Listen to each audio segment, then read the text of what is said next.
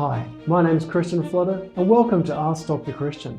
Have you ever noticed some kids just cannot sit still? Have you ever asked the question, why?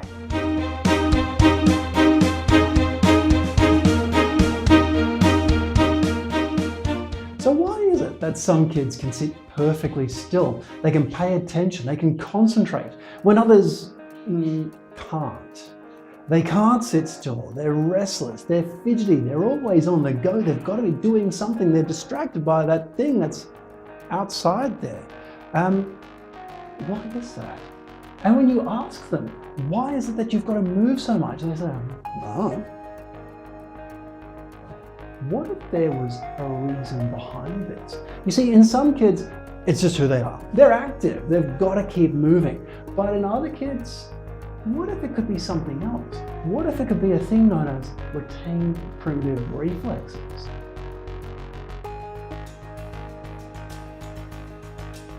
So what are primitive reflexes? Primitive reflexes are a set of brainstem-mediated automatisms that help us to survive as babies. Without these ones, we wouldn't be able to perform a lot of the tasks that we need to do. Things like sucking, that we take for granted, swallowing, rooting as a reflex that's helping us to turn towards our food, the palmar grasping reflex, so we can hold on to things. Even the Moro reflex is the development of our fight and flight responses as a baby. But what happens if these reflexes stick around longer than what they should? Well, a sucking or rooting reflex, that might be associated with a kid who sucks their thumb, or they have difficulties articulating things, or they become very fussy with textures of types of foods. In the palmar grasp reflex, we might see kids have difficulties with handwriting, or they've got an awkward pen grip, or they might stick their tongue out whilst they're doing their work. It's their way of helping to integrate that reflex. Kids with that Moro reflex, they might be the ones that are easily distracted because they're a constant state of anxiety because there could be a Tyrannosaurus Rex hiding around the corner just outside there. So they are always upregulated. They're sensitive to lights and sounds. They're getting distracted all the time. So they might be the kids that are poorly concentrated. But today, I want to talk about one particular spinal reflex, and this is called the glance spinal reflex.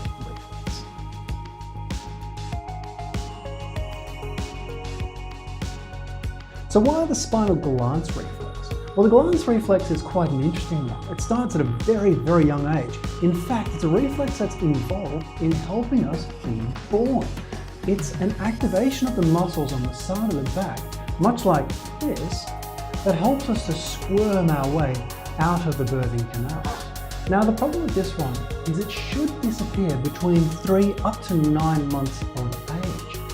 When it sticks around, it creates this fidgeting behaviour, this poorness in concentration, this inability to sit still. And this makes sense. It's a reflex that's activated by touching the back.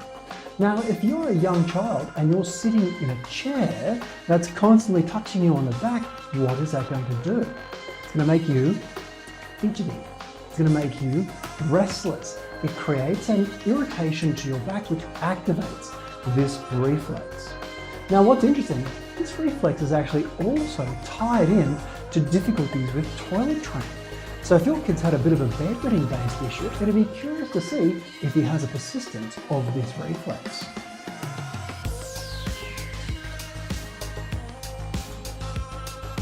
So what makes these reflexes express? See, typically our prefrontal cortex, the frontal part of our brain, is calming these reflexes down. It's essentially saying, chill out, I got this, don't need to reflex, it's all right, and stops the reflexes from actually occurring. Now, when there's a disruption to that prefrontal cortex, these reflexes can be expressed a lot more easily again. Now, typically, a disruption to the sensory input to our brain disrupts this process, and it has a flow-on effect as well. The prefrontal cortex is involved in regulating the limbic centers of our brain, otherwise known as our emotional centers. So when it's not working properly, we become a little bit more emotional. We see problems with emotional dysregulation. It can affect the hypothalamus, a region of our brain very much involved with all the communication and hormonal and endocrine systems inside our system. I said system twice. Anyway, and it can also affect other aspects of our system as well, which all then lead up to produce more problems at the same time.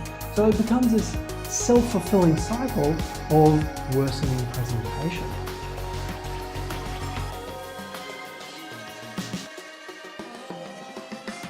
So what are the sensory changes that could occur?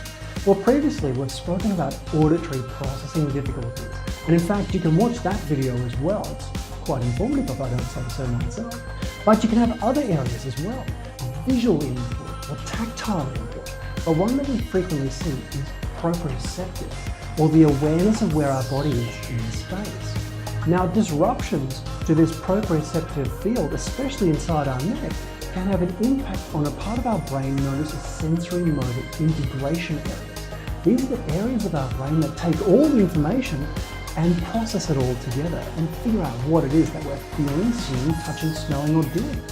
This is a very important part of our brain because when this one doesn't work, it has a great flow-on effect to other areas as well. This area is very commonly affected by dysfunction inside the neck.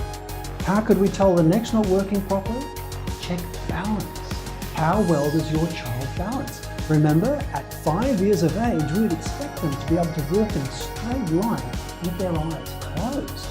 So if there's a bit of a problem with that ability to walk, and you're seeing some of these other symptoms or signs that suggest that they might have one of these retained primitive reflexes, it may be worthwhile getting the child assessed, be it by a chiropractor, a physiotherapist, or an osteopath, and seeing if there's something else that can be done. And if you have any other questions, you can ask Dr. Christian.